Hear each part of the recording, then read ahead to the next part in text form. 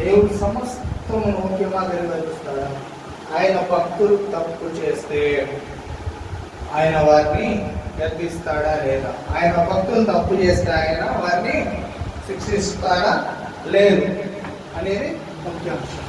మనకు చాలా మందికి ఒక మిత్తు ఏంటంటే, దేవుడు ఆయన పక్షం ఉన్న వాళ్ళు తప్పు చేస్తే ఆయన ఏమనడు, ఆయన ఏమి అనడు, ఆయన శిక్షించడు అని మిత్తు. చాలా మంది ఒక విషయాన్ని ప్రధానంగా హైలైట్ చేస్తూ ఉంటారు. ఏ విషయం అంటే, దావీదు బెత్షెబాతో చేసిన పాపాన్ని బట్టి అనేకులు యెహోవా పక్షపాతి అనే మాట ముఖ్యంగా ప్రకటిస్తూ ఉంటారు. యెహోవా ఎన్నటికీ పక్షపాతి కాదనే మాట లేఖనం సెలవిస్తుంది. అయితే దావీదు పాపం చేసినప్పుడు కూడా దేవుడు, దావీదు ఎంత భక్తి పరుడు అయినప్పటికీ, దావీదు పక్షాన దేవుడి సాక్ష్యం ఉన్నప్పటికీ, దావీదు హృదయానుసారుడని దేవుడు సాక్ష్యం పలికినప్పటికీ, దావీదు నిత్యము దేవుని స్తుతిస్తూ దేవునికి మహిమపరుస్తూ దేవునికి మందిరం కట్టాలని ఆశ కలిగినప్పటికీ, దేవుని యందు భయభక్తులు కలిగిన వ్యక్తి అయినప్పటికీ, నిరంతరం దేవునితో సాన్నిధ్యం ఉన్నప్పటికీ పాపం చేస్తే దావీదును కూడా దేవుడు శిక్షించుటకు వెనకాడలేదు. దావీదు హృదయానుసారుడే, దేవునికి ఇష్టమైన వ్యక్తి. హృదయానుసారుడు అంటే దేవుడు ఒక మనస్సులో, తన మనస్సులో ఉన్న ఆలోచనను గ్రహించే వ్యక్తి.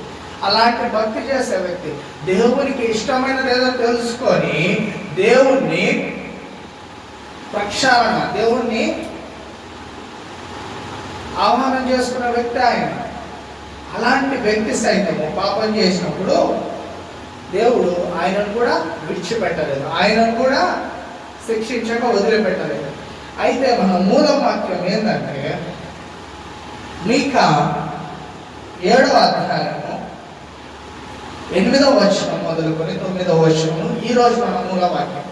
ఏదైనా అంటే, నా శత్రువా నా మీద అతిశయపడవద్దు, నేను క్రింద పడినను తిరిగి లేదును, నేను అంధకారం ముందు కూర్చున్నాను, యెహోవా నాకు వెలుగుగా ఉండును.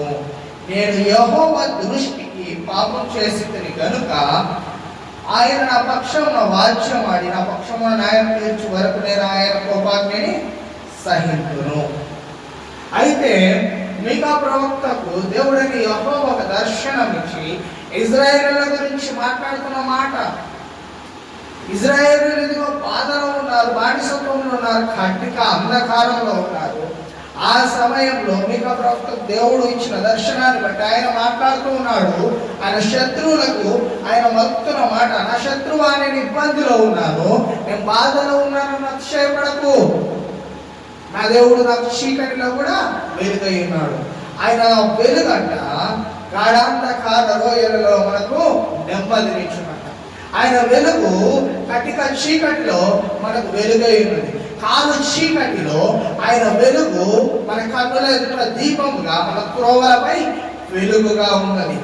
అయితే మీకా ప్రవక్త మాట్లాడుతూ ఉన్నాడు, నా శత్రువా నన్ను చూసి అతిశయపడకు, నేను యెహోవా ఎదుట పాపం చేసి ఉన్నాను కాబట్టి ఆయన నాకు న్యాయం తీర్చేంత వరకు నేను ఆయన శిక్షను భరిస్తాను అని మీకా ప్రవక్త తన శత్రువులు ఎవరైతే ఉంటారో, తను బాధలో ఉన్నప్పుడు వారు గేలి చేస్తూ ఉంటారో, తన వేదనలో తనను వచ్చి ఇదిగో నీకు మంచిగా జరిగింది, ఇదిగో నీకు తగిన శాస్తి జరిగింది అని ఎవరైతే తనను అవహేళన చేస్తూ ఉన్నారో ఆ వ్యక్తులతో తను చెప్తూ ఉన్నాడు, నేను యెహోవా ఎదుట పాపం చేశాను కాబట్టి ఆయన నాకు న్యాయం తీర్చే వరకు ఆయన పెట్టే బాధ నేను అనుభవిస్తానని మీకా ప్రవక్త మాట.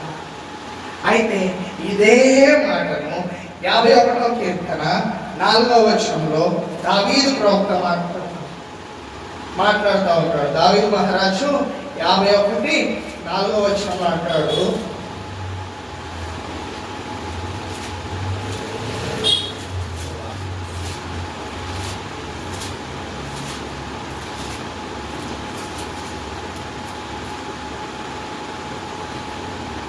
దావీదు మహారాజు దేవునితో మాట్లాడుతున్నాడు, ప్రార్థన చేస్తా, బెత్షెబాతో పాపం చేసిన తర్వాత ఎవరు మాట్లాడుతున్నాడంటే, నా దేవా,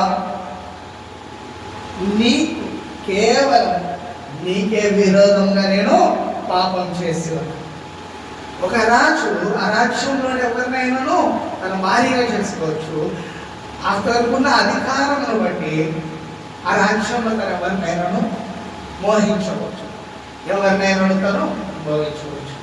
అయితే మనుషుల ఎదుట తను చేసిన పాపం కాదు, కానీ దేవుని దృష్టికి అది పాపంగా ఎంచబడ్డది. అందుకని దావీదు మహారాజు అంటాడు, దేవా, నేను నీకు మాత్రమే విరోధంగా పాపం చేస్తున్నాను. ఎందుకు దేవునికి మాత్రమే విరోధంగా పాపం చేస్తున్నాడంటే, దావీదు మహారాజు ధర్మశాస్త్రాన్ని పరిపాలించే ఈ దావీదు మహారాజు, ధర్మశాస్త్రాన్ని పాటించే దావీదు మహారాజు యూరియా భార్యను ఎప్పుడైతే మోహించున్నాడు, ఎప్పుడైతే బెత్షెబాను మోహించున్నాడు, తను పాటించే ధర్మశాస్త్రాన్ని మార్చుకోడు. ధర్మశాస్త్రం చెప్తుంది, అనిందాపరంగా కుయుక్తుల చేత ఎవరి మీదైనా నింద మోప వారి మరణానికి కారణమైతే అది పాపం. అయితే దావీదు మహారాజు బెత్షెబా నిమిత్తం, బెత్షెబాకు తాను చేసిన పాపము నిమిత్తం, బెత్షెబాను తాను కావాలనుకున్నాడు కాబట్టి తను చేసిన కార్యం ఏంటంటే బెత్షెబా భర్తను చంపాడు.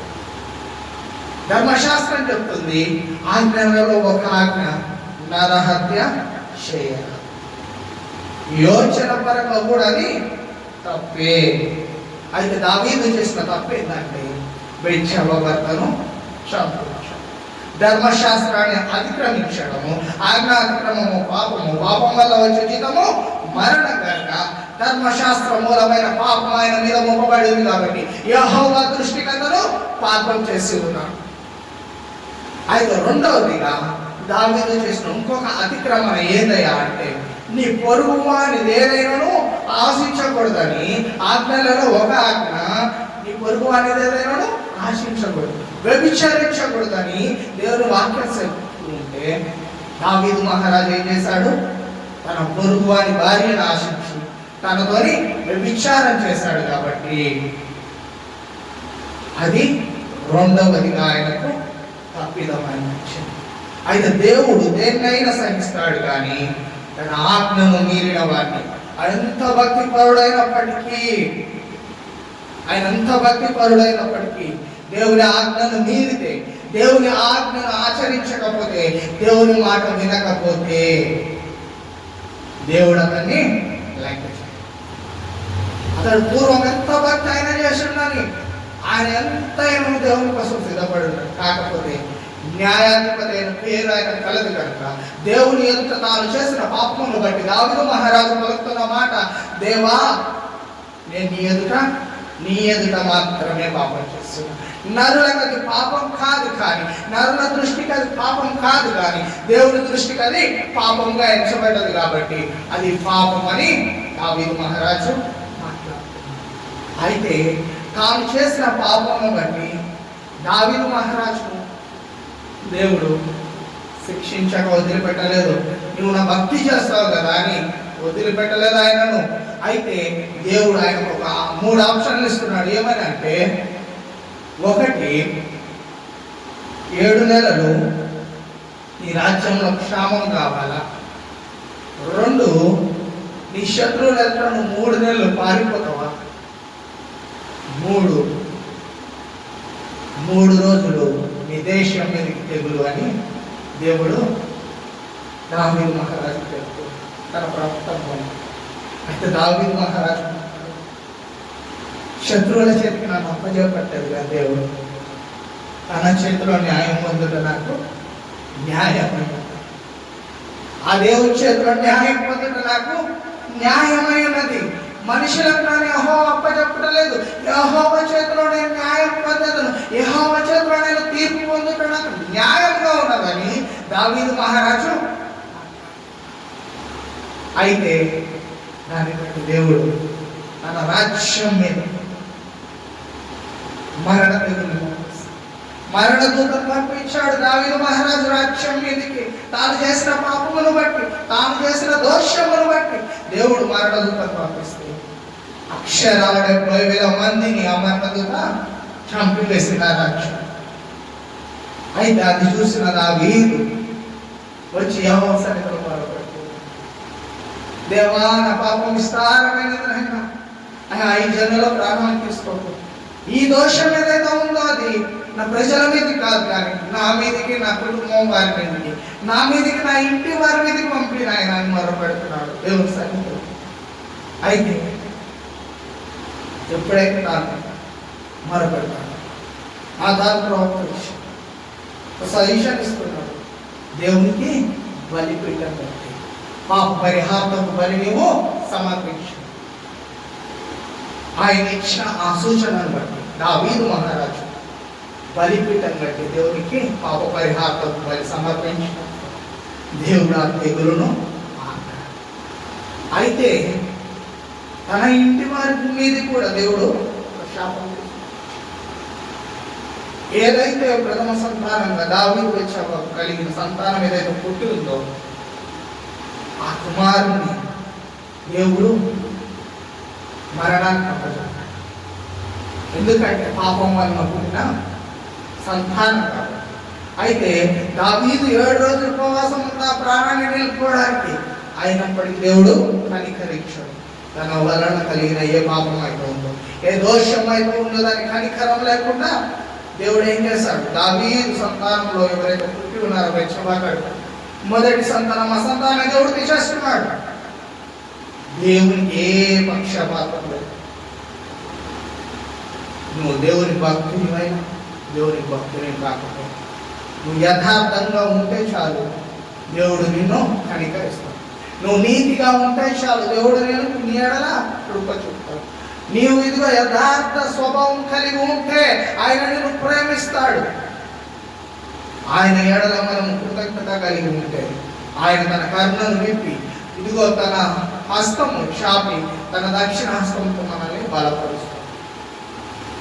అయితే దావీదు మహారాజు తాను చేసిన పాపమును బట్టి తన భార్యను ఇతర దేశపు రాజులు వచ్చి అపహరించకపోయారు. కానీ ఎవరి భార్యనైతే అపహరించాడు అదే శిక్ష దేవుడు తనకు వేశాడు. నీ పొరుగు వారిని ఏది ఆశించకండి దేవుడు ఏంటంటే వాక్కు ఆజ్ఞ ఇచ్చినాడు. ఆ వాక్కు దావీదు అనుసరించిన పాపం చేశాడు. అయితే దేవుడు ఏ తప్పు అయితే దావీదు చేస్తాడు అదే తప్పు దావీదు ఎడల నెరవేర్పజేశాడు. తన భార్యలను సైతం అపహరించాడు, తన శత్రువు తన మీదకి లేచేటట్టు చేశాడు, తన సొంత సంతానము తన మీద తిరగబడేలా చేశాడు. ఇంతవరకు దావీదు దేవునికి బహు ఇష్టమైన దావీదు, దేవునికి హృదయానుసారుడని పేరు కలిగిన దావీదు తన దోషం, తన పాపమును బట్టి, తాను క్షేమించిన నరహత్యను బట్టి దేవుని దృష్టిలో అనీతిమంతులుగా తీర్చబడ్డాడు.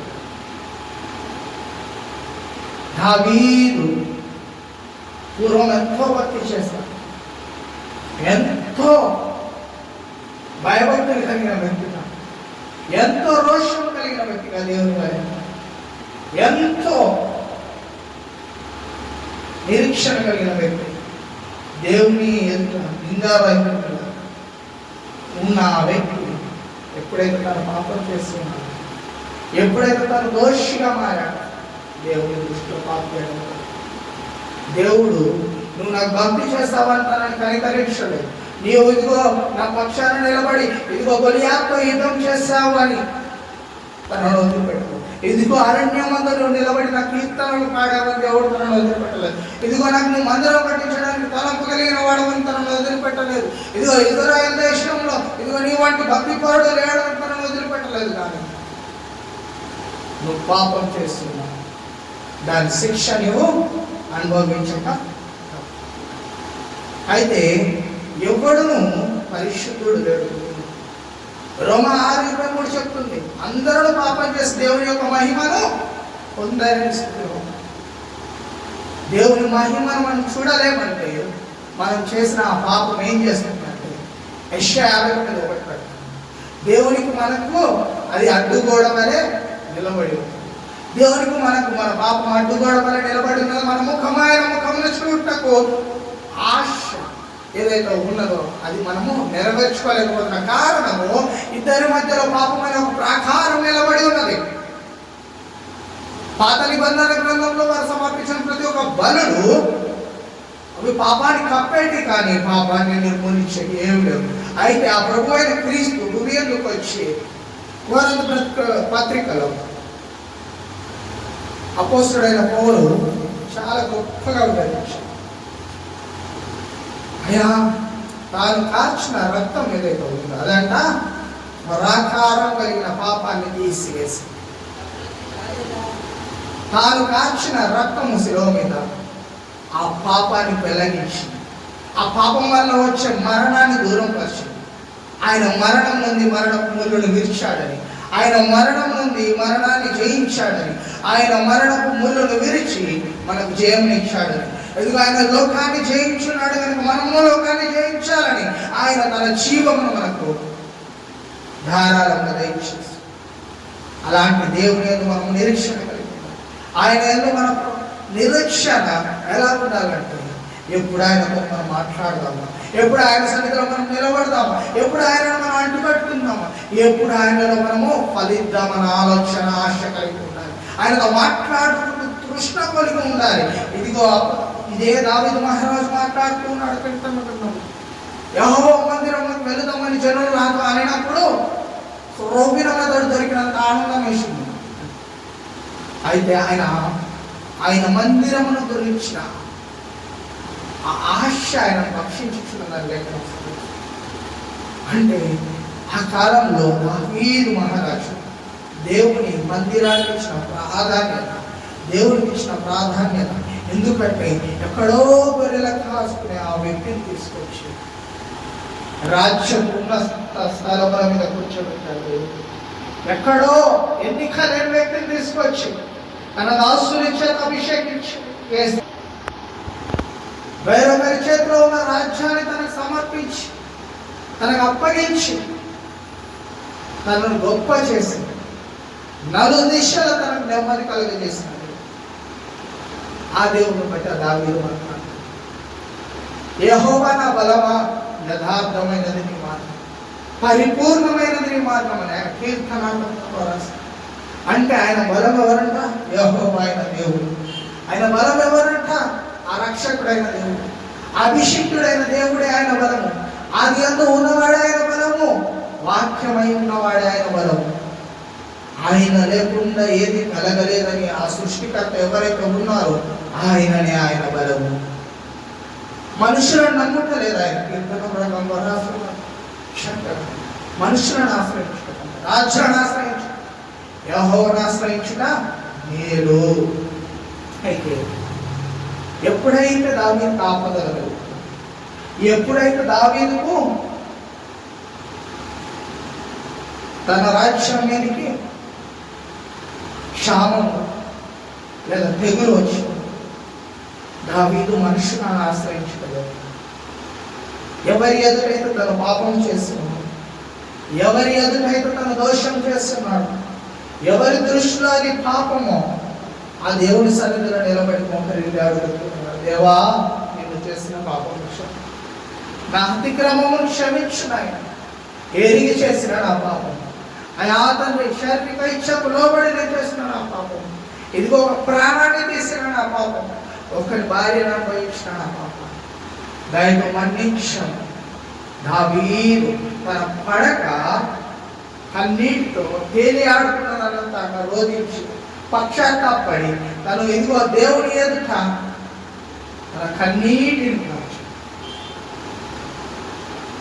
ఎప్పుడైతే దావీదు మహారాజు తాను చేసిన పాపమును బట్టి పశ్చాత్తాపడ్డాడు, ఎప్పుడైతే తాను చేసిన దోషమును బట్టి దేవుని సన్నిధిలో ఇదిగో సాగిలపడి అంగలార్చి మోకరిల్లాడు, దేవుడు తన కృపచ్చు మన దేశం మీదకి వచ్చిన తెగులు నాకాడు, మరణంతో ఆజ్ఞాపిస్తున్నాడు దేవుడు. చాలు, లెక్క ఎక్కువైంది, తన మీదకి వచ్చిన క్షామాన్ని దేవుడు దూరపరిచాడు. తన రాజ్యం మీదకి వచ్చిన రాజు మరలా దావీదును గొప్ప చేశాడు.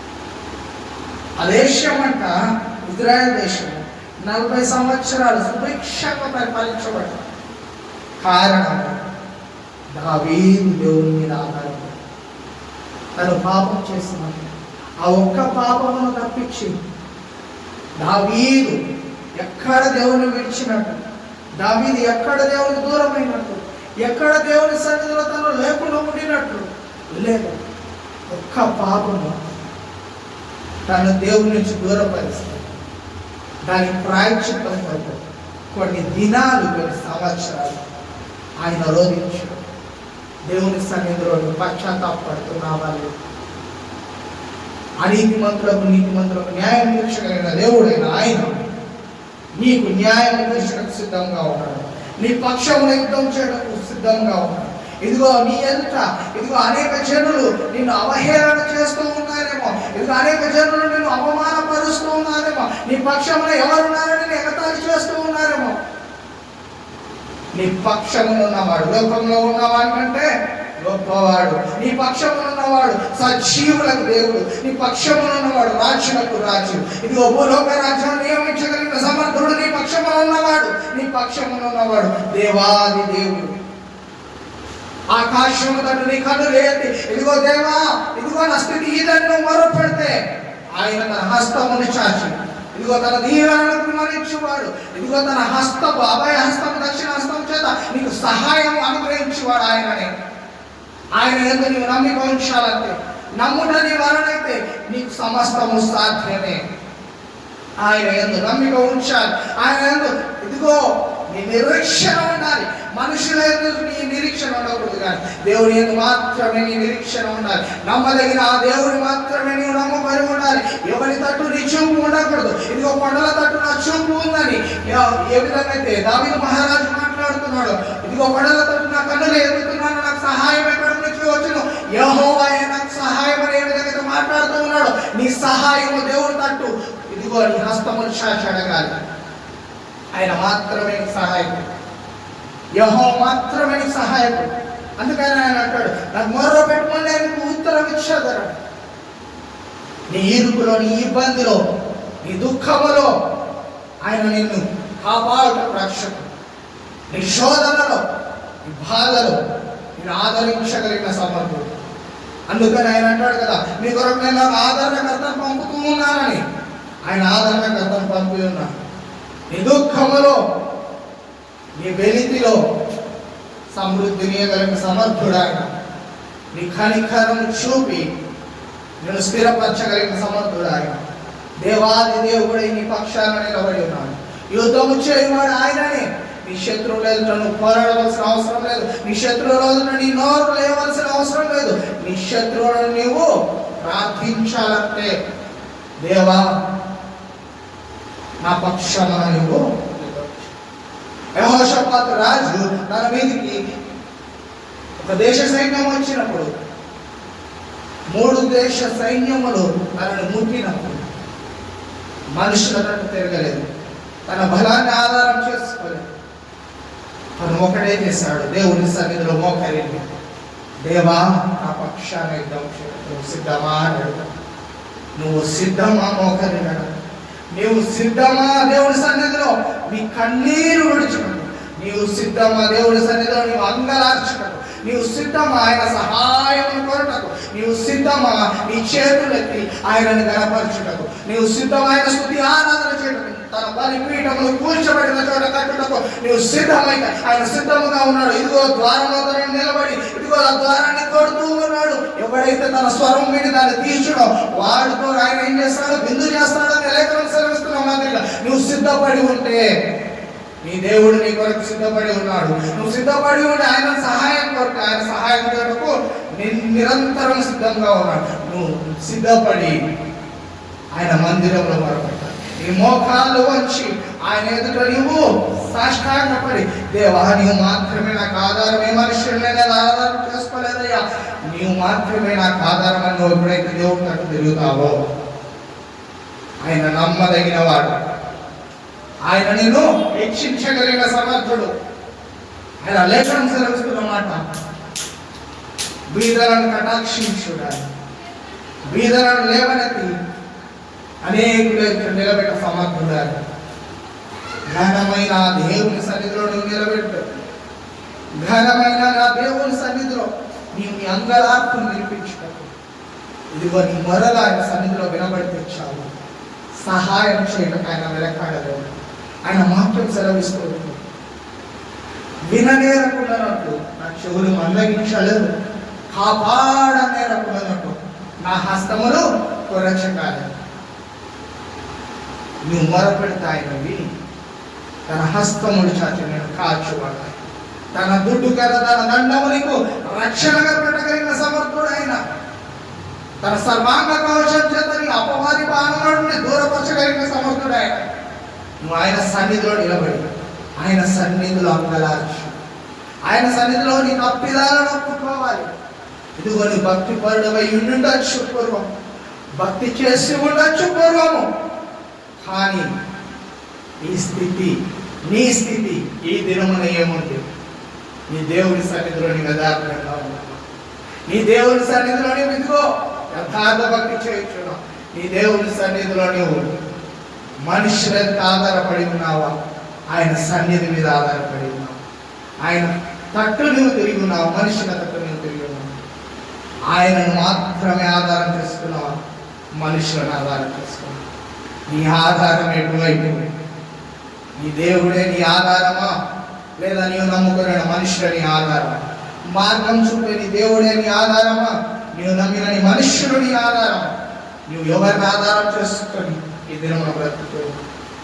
ఆయన తట్టు తిరిగి ఆయన సన్నిధిలో అంగలార్చి ఆయన అడగవలసిన దేవా నేను సిద్ధం, నా సహాయం నేను సిద్ధం. మనుష్యులను వెలివేశారు, మనుష్యులను దూరపరిచారు ఆయన.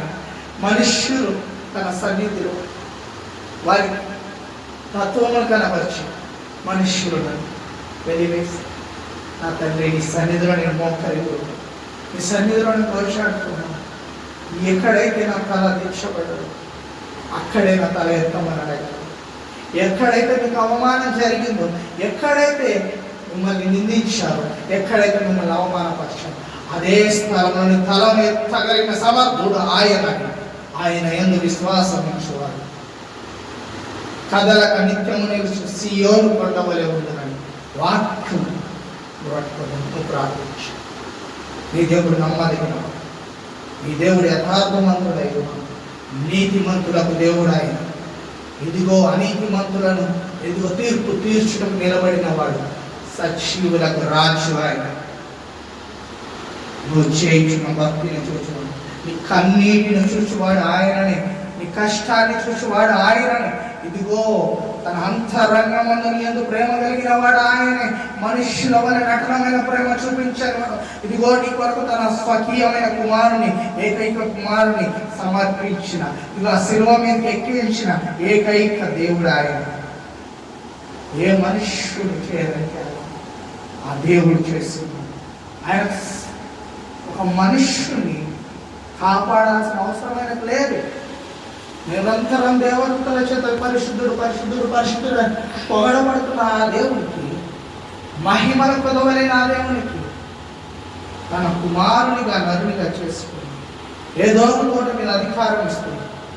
ఒక్క దురాలోచన వలన, ఒక దురాశ వలన ఆదాము కోల్పోయిన మహిమను మరలా మనిషికి ఇవ్వాలని, ఆదాము కోల్పోయిన ఆ శక్తి, ఆ అధికారం మరలా తిరిగి మనుషునికి ఇవ్వాలని తన కుమారుని తెగించి, తన ఒక్కగానొక కుమారుని శిలువ మీదకి ఎక్కించి తన దయను, తన ప్రేమను, లోకం అనే మనుషుల మీద ఆయనకున్న ప్రేమను, తన సృష్టి మీద, ఇదిగో తన చేత సృజించబడిన నీ మీద ఆయనకున్న ప్రేమను ఆయన కనబరుస్తూ ఉండగా నీవు ఆయన నమ్మదగిన వాడిగా ఆయన విషయం.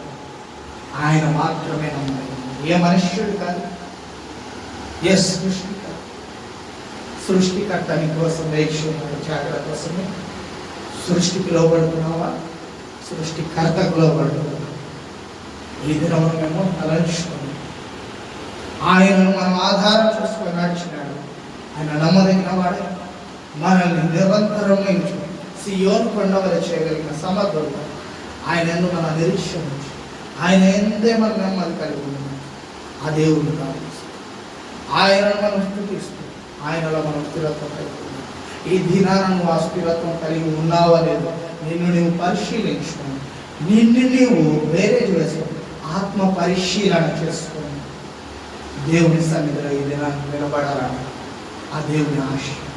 ఆయన ఆశను నెరవేర్చడం సిద్ధమా? ఆయన ఆశను నెరవేర్చడం సిద్ధమై ఉంటాయి. నీ కోరికను సిద్ధింపజేయడానికి ఆయన సిద్ధమయ్యింది. ఆ దేవుని ఎదుట నీవు సాష్టాంగపడు. ఆయన నీకు నమ్మలేని, ఆయన ఎదుట నువ్వు సాష్టాంగపడు. ఆయన నీ దేవుడు. నీ తల్లి అయినా నిన్ను మరచునేమో, కానీ ఆయన నిన్ను మరువని దేవుడు. ఇదిగో పొరపాటున నీ తల్లి అయినా నిన్ను విడుచునేమో, నీ తండ్రి అయినా నిన్ను విడచునేమో, కానీ నీ దేవుడు నిన్ను విడువడు, ఎడబాయడు. ఆయన యందు నీ నమ్మిక ఎన్నడికి నేను సిగ్గుపరచను. ఆయన యందు నీ నిరీక్షణ ఎన్నడికి నేను సిగ్గుపరచను. ఆయన మాత్రమే దేవాది దేవుడై ఉన్నాడు. ఆయన మాత్రమే నమ్మదగిన దేవుడై ఉన్నాడు. ఆయన యందు నువ్వు నిరీక్షణ కలిగి ఉంటే నీ తలని ఎత్తువాడు ఆయనే, నీ తల మీద నీతి కిరీటం పెట్టువాడు ఆయన. ఆయన యందు నిరీక్షణ కలిగి, ఆయన యందు నిరీక్షణ కలిగి ఉండు. ఆయన మాత్రమే దేవుడై ఉన్నాడు. ఇదిగో ముఖస్తుతి మాత్రం ఆయన సన్నిధిలో చేయక, యథార్థమైన భక్తి చేయు వారికి ఆయన రక్షకుడు, యథార్థమైన భక్తి చేయు వారికి ఆయన విమోచకుడై ఉన్నాడు. కనుక ఇదిగో ఆయన సన్నిధిలో మనం యథార్థమైన భక్తి చేయించున్నామా లేదా ఒక్కసారి పరిశీలించుతాం. ఆయన సన్నిధిలో మనం యథార్థమైన భక్తి చేస్తే, ఆయన సన్నిధిలో మనం నిలబడి మన హృదయాలను చించుకొని ఆయన సన్నిధిలో మనం నిలబడితే ఆయన రక్షకుడై ఉన్నాడు. నీ రోదనను తీర్చుకుంటూ ఆదరణకర్త అయి ఉన్నాడు. నీ వేదన తొలగించుకుంటూ నీతిమంతుడై ఉన్నాడు. ఆ నీతిని నువ్వు కొలవలేవు, ఆ యథార్థతను నీవు చూడలేవు.